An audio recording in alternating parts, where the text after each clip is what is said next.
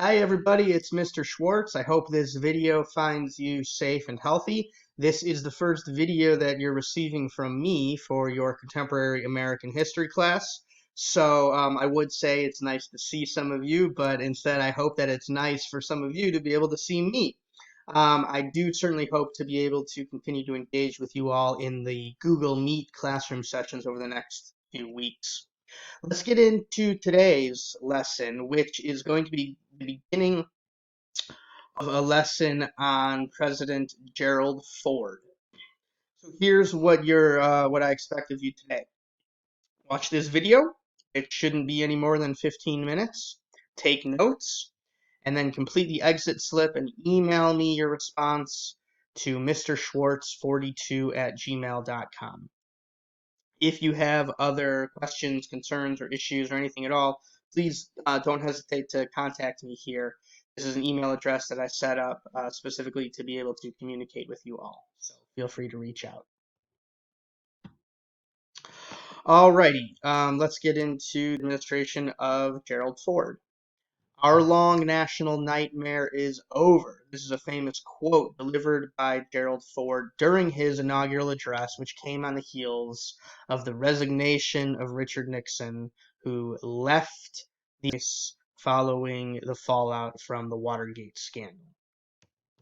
Gerald Ford has long been associated with the state of Michigan, which he represented in Congress for many, many years, but interestingly, he was actually born in Nebraska. When he was an infant, very shortly after he was born, his parents divorced, and his mom took him back to Michigan to live with her parents. He went to the University of Michigan where he graduated and played football.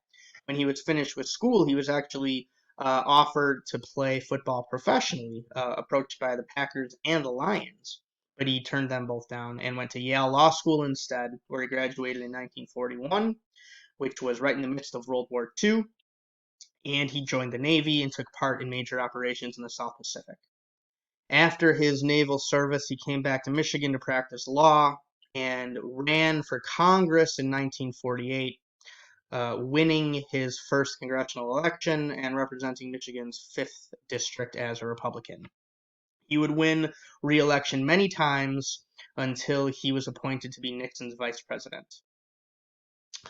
This is an interesting anecdote about Ford's days from playing football at Michigan that should give you some insight into the type of person that he was.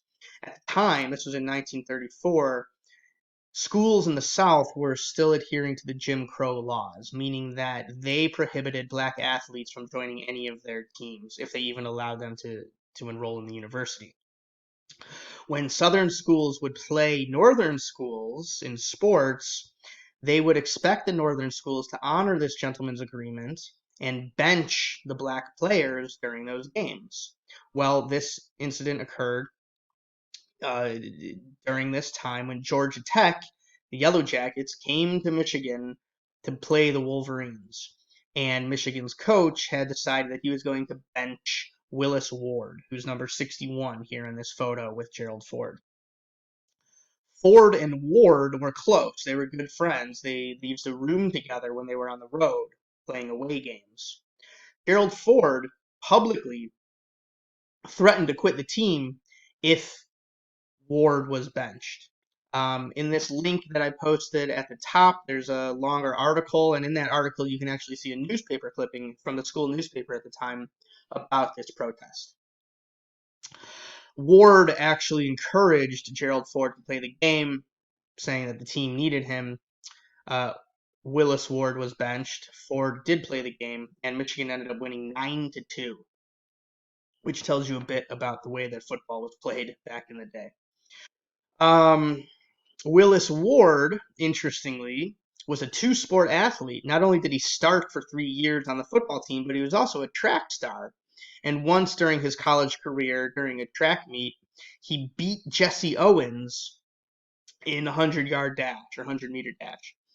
Jesse Owens, if you don't know, was really famous for dominating the Berlin Olympics in the early to mid 30s and essentially sticking it to Adolf Hitler and his ridiculous notions of Aryan superiority.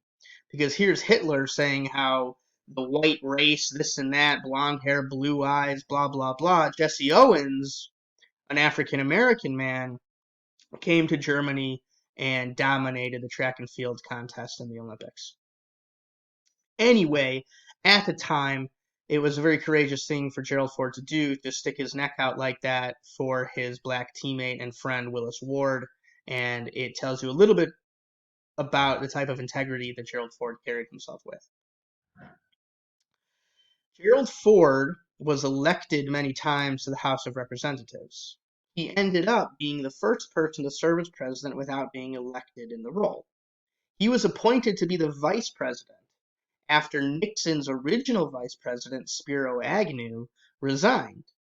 So Spiro Agnew resigns because of being linked to a scandal, and then later, the next year, Nixon resigns after the Watergate scandal broke. Ford became the first president appointed under the 25th Amendment, which was ratified in 1967.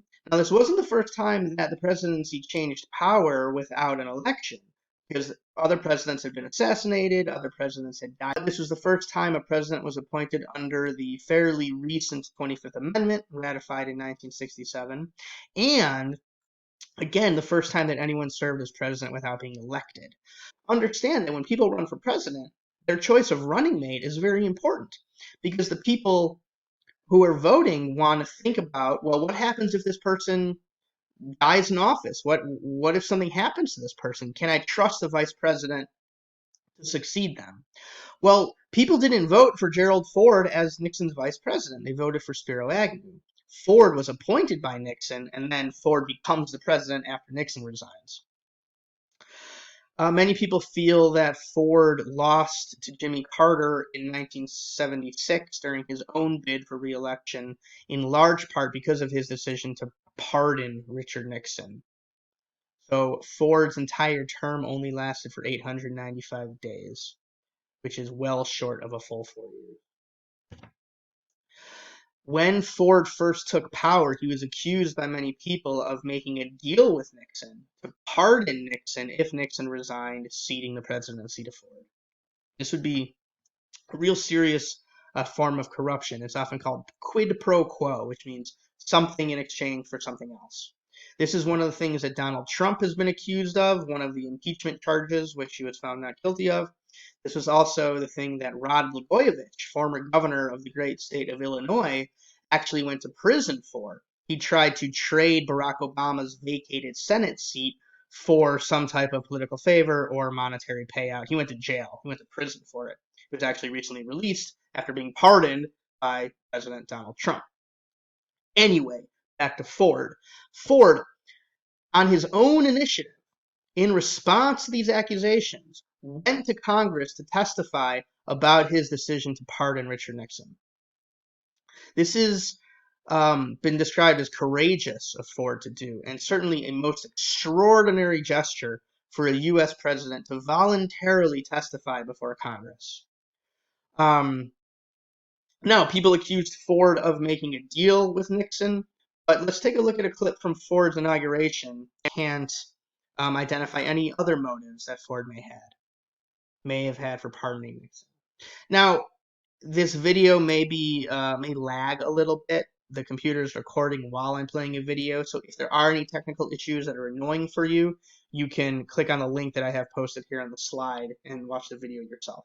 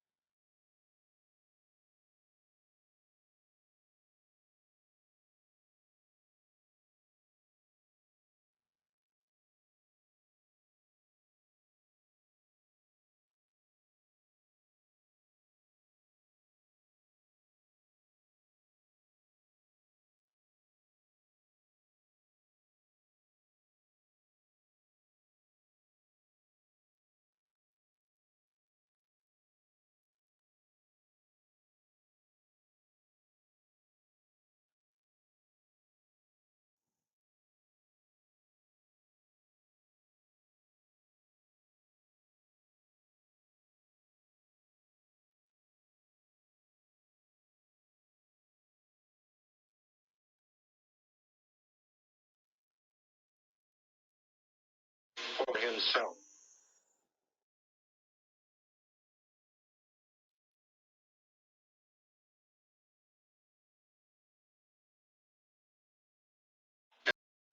Okay, so hopefully you believed Ford in his genuine compassion. You see him get emotional when talking about Richard Nixon. You hear him invoke God and brotherly love. And we know Gerald Ford to be a man of integrity, apparently a man of religion as well. Okay, let's move on to what I want to get from you in return. One of the other famous quotes that Ford made, in addition to "Our long national nightmare is over," is this quote here: "I am a Ford, not a Lincoln." He said this reportedly after he was sworn in as vice president when Nixon appointed him. My question for you is, what do you think he meant by this? I am a Ford, not a Lincoln. I want you to send me a short paragraph explaining your understanding of this analogy. And listen, there's no right or wrong answer here. Even if you don't get it exactly right, I still want a response from you. What do you think he may have meant when he said, I am a Ford, not a Lincoln? Send that to me, and also send me 3 notes that you took during this video. I want to hear from you 3 things that you learned or 3 things that you found interesting. So email me all of that to mrschwartz42@gmail.com. You could send me a link to a Google Doc. You could attach a Word doc, or you can just type up your response in the body of an email. That's fine too. I want both parts in one email. I want your explanation for what Gerald Ford meant when he said, I am a Ford, not a Lincoln. And I want to see 3 items, 3 notes that you took during this video. Okay, that's it for today. There will be more work on Gerald Ford coming Thursday, and I hope to get all of your responses sent to me at mrschwartz42@gmail.com. And in closing, I hope everyone stays safe, and I hope everyone continues to make good choices, and I will hope to see you all in the Google Meets classroom sessions soon.